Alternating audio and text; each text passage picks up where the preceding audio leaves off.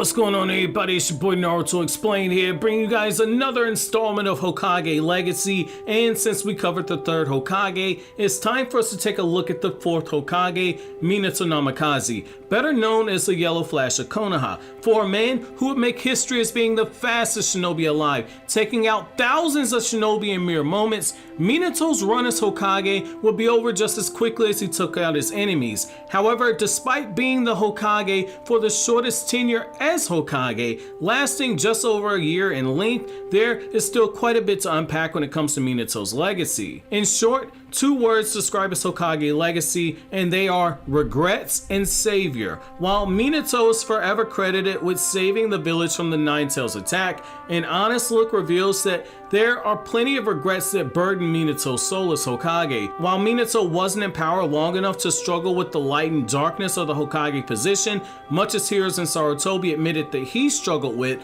the fact that he came into the position as Hokage with a lot of baggage cannot be ignored. His student Obito Uchiha was believed to be dead during the Third Great Ninja War, something that Minato himself openly discussed as his regret with an ironic fashion when he told Kakashi that if only he'd have been faster, he'd have been able to save Obito. A man known for his speed, who could take out thousands of ninja in a single second, wasn't fast enough to save his pupil, the very same people that Minato held a soft spot for because of their shared dream to become a Hokage. His other student, the kind-hearted Rin, would be killed after she was forced to become a Jinchuriki, with Minato once again not being fast enough to save her on the scene. His prized pupil Kakashi was struggling with depression, often being shown washing his hands because he still remembered Rin's blood being on his hands. Minato tried to fix this by putting Kakashi in the Anbu, but placing a fragile soul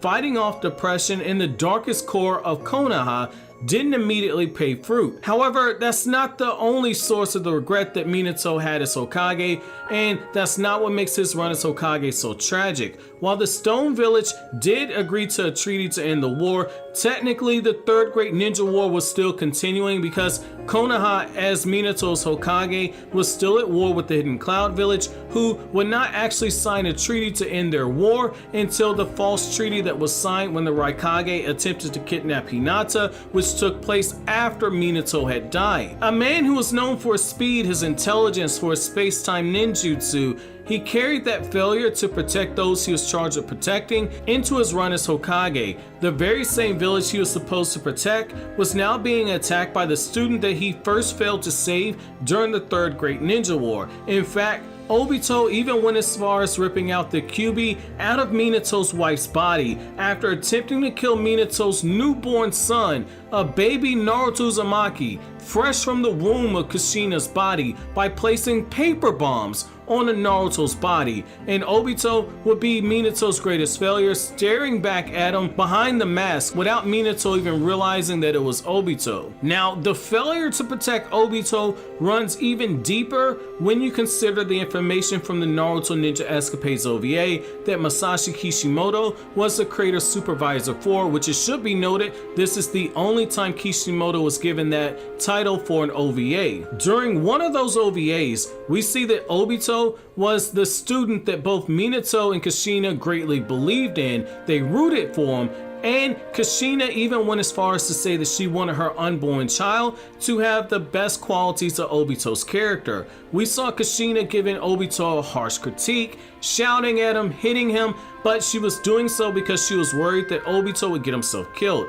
That same child that she wished that her own son would be like would attempt to kill Kushina's newborn child, first with the kunai and then again with a series of paper bombs attached to his body. The child who Minato and Kushina had a soft spot for was sentence Kushina to death by ripping out the kyuubi from her body. Now, contrary to what many fans believe, Kushina would have still died. Removal of a biju from a Jinchuriki is a death sentence. Kushina being a full-blooded Uzumaki just meant that she didn't die right away, which makes what Obito did to her that much tragic, and it also makes you look at the Obito and Minato dynamic a little closer because she was left to suffer at the hands of her husband's student who she herself loved like a son. Minato's failure to save Obito would lead to the kyuubi killing hundreds of shinobi as well as hundreds of innocent people.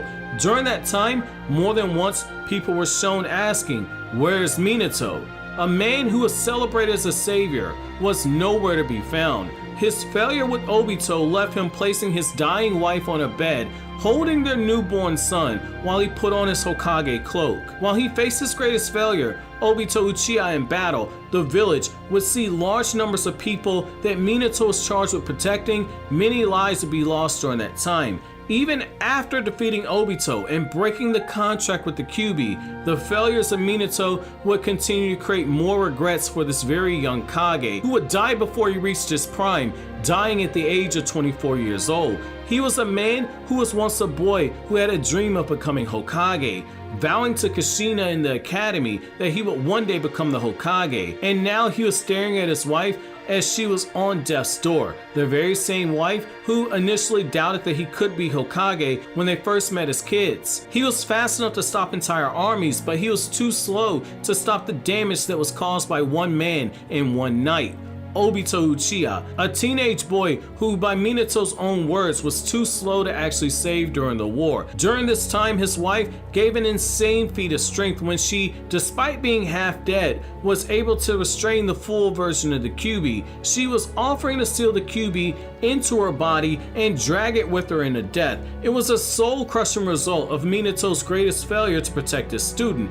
Obito, the student that his wife viewed as a son, was now responsible for Minato's actual son facing a future where his mother would be dead. Minato's failure back then had now resulted in he as Hokage now about to lose his life. Failure would continue to transform into regret even further when he said that Kushina was the man who made him Hokage, but that he could not raise their son alone. That regret stung even deeper in that moment when you realize that Minato had come to grips with the reality that their son would have to grow up as an orphan. The regret bubbled up inside of Minato, realizing that two things needed to be done. He needed to maintain the balance of power between nations by not allowing Kushina to have her dying wish granted, which was that she dragged the Kyuubi with her to death and that Minato stay alive to raise their son. By Minato not being fast enough to save Obito, he now lost his wife. And now as a Hokage, he was about to crush his wife's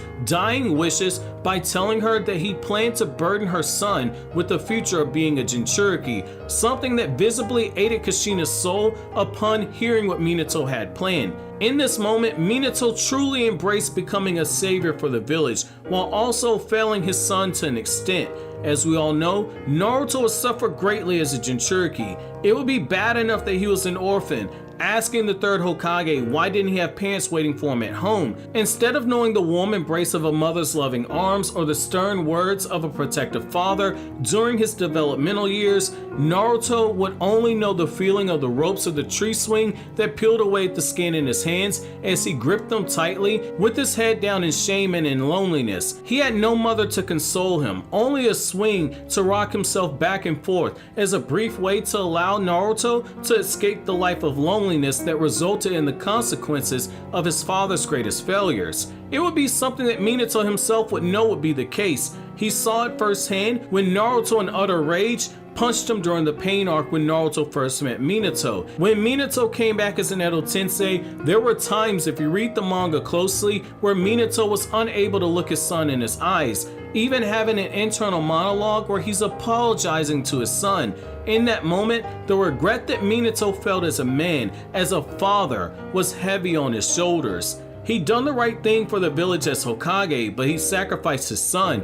In a way, he had failed as a father. However, despite his wife wanting Minato to raise their son, stating that their son needed a father, Minato understood that as Hokage, he needed to be the savior that the village needed. Unable to seal away the entire Kyuubi due to the circumstances that were before him, Minato had to seal part of the Kyuubi into his own body via the Reaper Death Seal, realizing that he was going to have to give his life to protect the village in the process, but he would also be sacrificing a happier future for his son as well by doing this very act. For a savior, the story doesn't always end happily, and so too was the case for Minato's legacy as Hokage, because a savior has to be selfless. Sometimes being selfless means hurting the people that you love.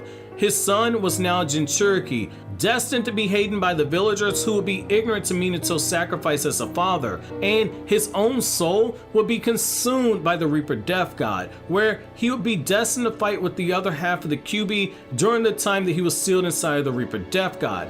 When he was eventually brought back as Edo Tensei, Minato would openly discuss his regrets and failures when speaking with the other 3 Hokage in front of him. The failures of Minato's past would continue to face him as an Edo Tensei when his greatest legacy as Hokage, his own son, the Nine-Tailed Jinchuriki, Naruto Uzumaki, would have the kyuubi extracted from his body, and Minato would fail to save his son because Zetsu stole the portion of the kyuubi that Minato tried to give to Naruto. Just as he failed to save his wife, Minato would fail to save his son, who was considered to be the living embodiment of Minato's legacy as Hokage. However, for a man who is swallowed up in regrets, he should still be considered a savior even in death. His decision to sacrifice Naruto would ultimately lead to Naruto being the one who helped steal away Kage and bring about peace to the ninja world. The living legacy of Minato as the 4th Hokage and Minato as a father would carry on the mantle of savior that Minato intended for Naruto to have.